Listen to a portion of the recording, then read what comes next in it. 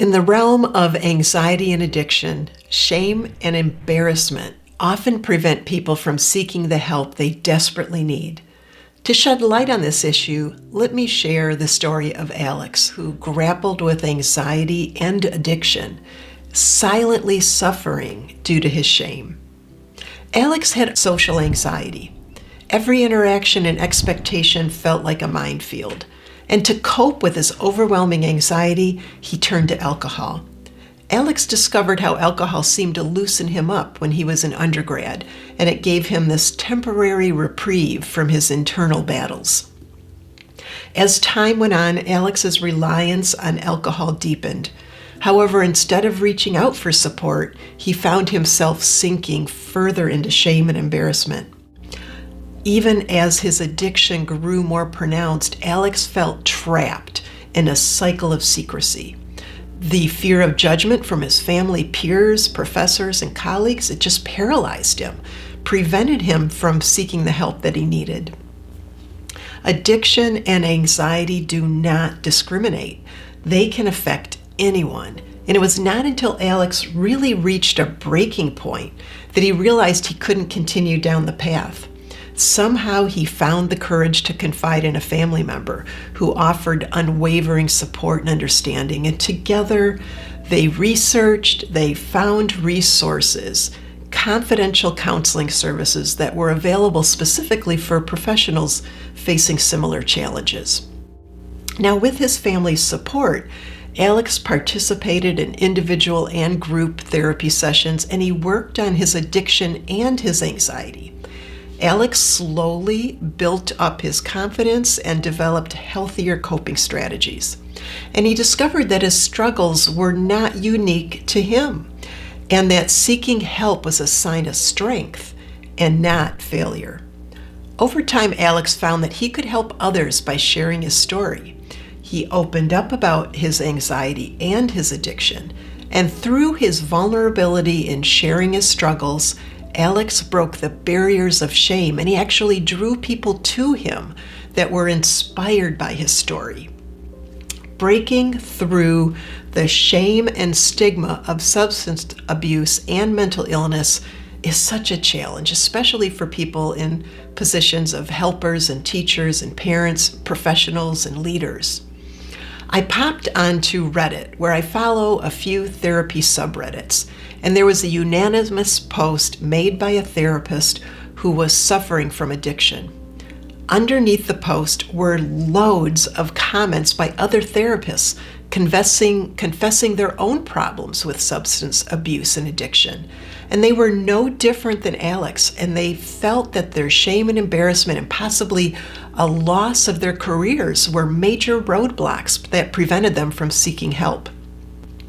Regardless of one's profession, millions of people are affected worldwide by anxiety and addiction. Research suggests that individuals with an anxiety disorder are 2 to 3 times more likely to struggle with substance abuse than the general population. And according to the National Institute on Drug Abuse, approximately 20% of individuals with an anxiety or mood disorder also have a substance use disorder.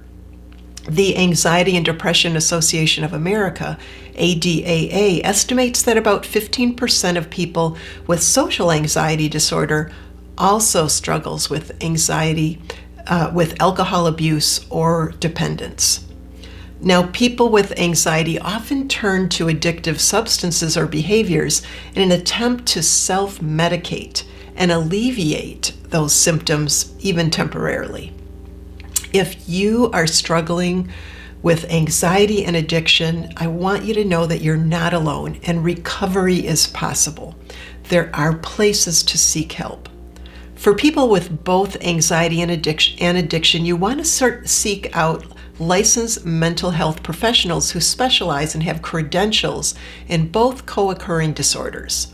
They provide tailored strategies and support both addiction and anxiety simultaneously. It's crucial that both of these conditions are worked on versus putting one on hold while you're working on the other. When looking up who has the credentials to treat both conditions, I suggest looking up what the credential is for substance abuse counselors in your state or country. And then if you're in the US, for example, you can look at psychologytoday.com for a mental health counselor who also holds that substance use credential as well as works with anxiety disorders. Now, there are medications that may be used more frequently for addiction, including naltrexone, although research is surprisingly lacking in this area. You also may attend online or in-person support groups that meet your criteria and needs, like AA or NA, but there's many groups. There's the 8-Step Buddhist Recovery Group, and you can find groups through the Anxiety and Depression Association of America as well. There are many online resources and forums available for substance abuse, like the Substance Abuse and Mental Health Services Administration. And there's different Facebook groups and social media groups like the Club Soda Together on Facebook. There are books and podcasts that support sobriety. One that I've heard from other therapists is called This Naked Mind by Annie Grace. You'll want to begin to develop your own routines of stress management. You might include practices for exercise, yoga, meditation, massage, or walking in nature. Building a support network is going to be essential for sobriety. Include surrounding yourself with understanding and compassionate individuals that support you and your sobriety.